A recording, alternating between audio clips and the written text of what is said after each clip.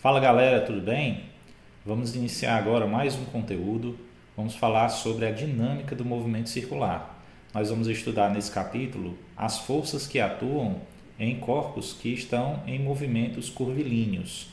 Então, vamos analisar aqui 5 exemplos clássicos para depois a gente aplicar nos exercícios. Vamos começar, pessoal, com a situação em que um carro está fazendo uma curva em alta velocidade e eu quero saber qual a máxima velocidade que ele pode fazer sem derrapar. Vamos analisar aqui a animação. Então, imagine que esse carro está realizando essa curva e a tendência dele vai ser deslizar para fora da curva. Vamos colocar aqui os elementos que a gente conhece. A gente vai ter aqui a massa do carro. Nós vamos representar o centro dessa curva e o raio de curvatura. E se esse carro está realizando uma curva, quer dizer que existe uma aceleração centrípeta, uma aceleração que aponta para o centro da curva.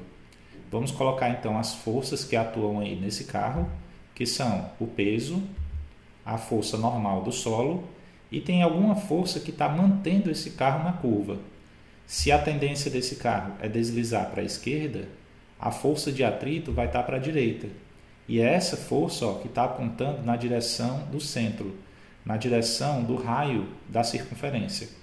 A normal e o peso se equilibram na vertical e sobra a força de atrito para ser a resultante centrípeta, porque ela é a única força que está atuando na direção do centro. Como esse corpo está na iminência de deslizar, então eu posso dizer que esse atrito vai ser μ vezes a normal. E a resultante centrípeta é massa vezes a aceleração centrípeta, que eu substituo a aceleração centrípeta por v ao quadrado sobre r. Então fica μ vezes a normal igual a mv ao quadrado sobre r. Essa normal tem o mesmo módulo do peso, então posso substituir por mg.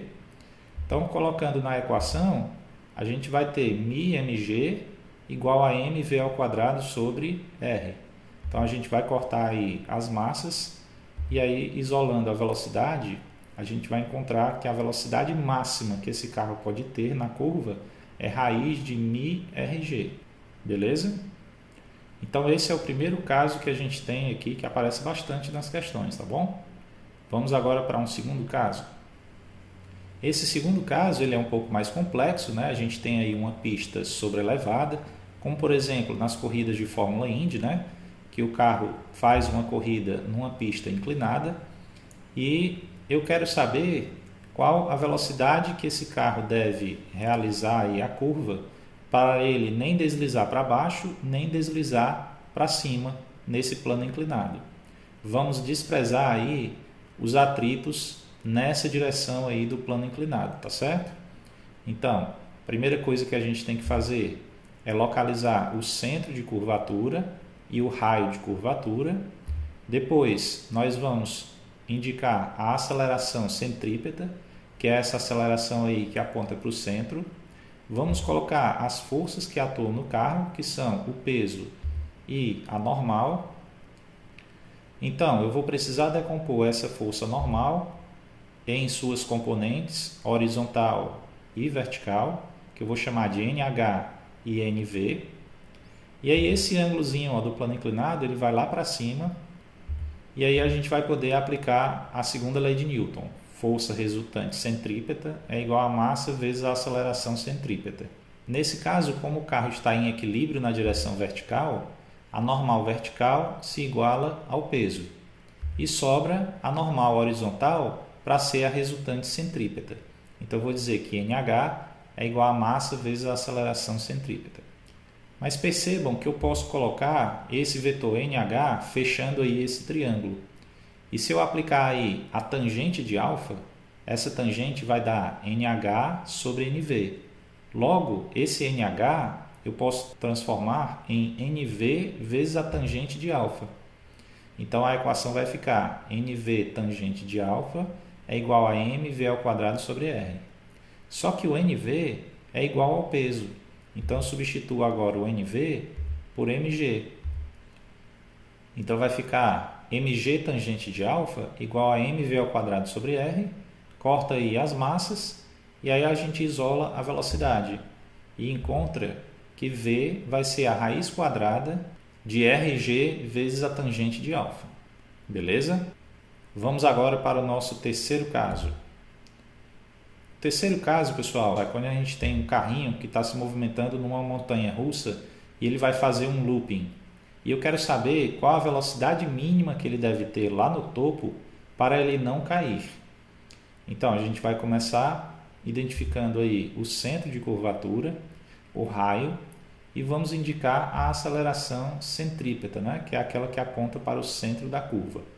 Para isso, a gente vai precisar colocar as forças que atuam no carrinho, que são o peso e a força normal. Essa normal ela vai ter uma ação lá no topo do looping e a reação no carrinho.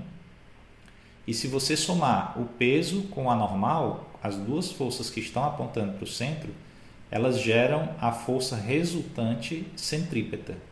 Então eu vou dizer que a resultante centrípeta vai ser a normal mais o peso e ela vai ser igual a massa vezes a aceleração centrípeta, que é V ao quadrado sobre R.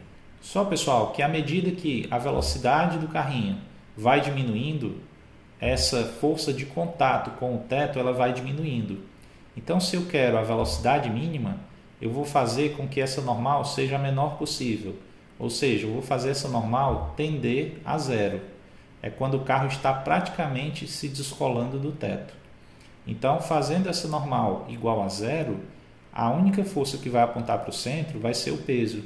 Então, vai ficar mg igual a mv ao quadrado sobre r. A massa vai cortar. E aí, isolando a velocidade, a gente vai encontrar que a velocidade mínima para realizar o loop lá no topo é a raiz quadrada de RG.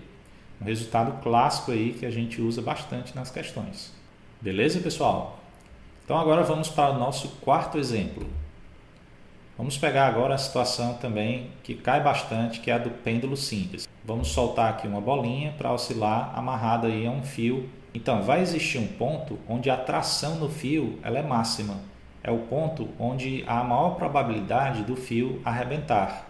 Esse ponto ocorre lá embaixo. Eu pergunto, qual a velocidade máxima que a bolinha deve ter lá embaixo para que o fio não arrebente? Eu vou colocar aqui o centro de curvatura, vou indicar o raio, que é igual ao comprimento L do fio. Como ele está realizando um movimento circular e o centro está lá em cima, eu preciso ter uma aceleração centrípeta para cima. Aí nós vamos colocar as forças que atuam na bolinha nesse instante, que são o peso e a tração. Aí eu pergunto, será que esse peso e essa tração se equilibram, se anulam? A resposta é não. Elas se anulariam se a bolinha estivesse parada. Mas como ela tem velocidade, eu preciso ter uma aceleração para cima. Então essa tração ela tem que ser maior do que o peso. Então, sendo a tração maior do que o peso, eu vou ter uma força resultante centrípeta para cima. Então, aplicando a segunda lei de Newton, eu vou ter força resultante é igual a massa vezes a aceleração. A força resultante centrípeta vai ser a tração menos o peso. Eu sempre pego a força que aponta para o centro menos a que aponta para fora. E isso vai ser igual a massa vezes a aceleração centrípeta, que é V ao quadrado sobre o raio. Nesse caso, o raio é o comprimento L do fio. Então, nesse exemplo, como eu disse que a tração máxima vale 2 vezes o peso, eu vou substituir a tração por 2P para eu obter essa velocidade máxima. Então, vai ficar 2mg menos mg igual a mv ao quadrado sobre L. Então, a gente corta aí as massas. 2g menos g vai dar g igual a v ao quadrado sobre L. Então, isolando a velocidade, eu encontro que a velocidade máxima com que ela pode passar lá embaixo sem o fio arrebentar vai ser igual a raiz quadrada de LG. Beleza?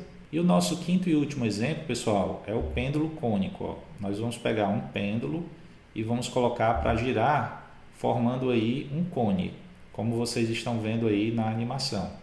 Então, esse pêndulo ele vai girar com a velocidade angular ômega e eu quero calcular a tração no fio. Então, para isso, eu vou marcar o centro de curvatura e o raio.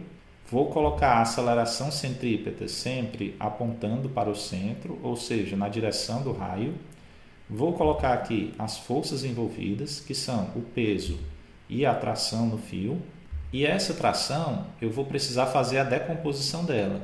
em tração horizontal e tração vertical. Esse ângulo lá de cima eu vou trazer aqui para baixo e vou aplicar a segunda lei de Newton. Força resultante centrípeta é igual a massa vezes a aceleração centrípeta. Então, olhando para as forças verticais, como essa bolinha nem sobe nem desce, eu posso dizer que as forças verticais se equilibram. Então, a tração vertical vai ser igual ao peso. E vai sobrar a tração horizontal para ser a resultante centrípeta. Mas essa tração horizontal, quando eu olho para os vetores, eu posso usar T vezes o seno de alfa.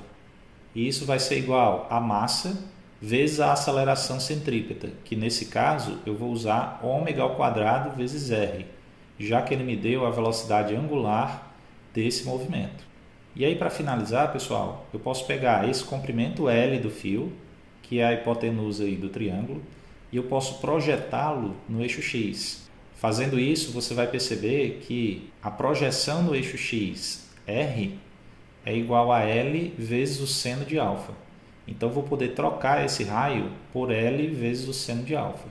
Então, fazendo isso, a gente vai ter T seno de alfa igual a M ômega ao quadrado L seno de alfa.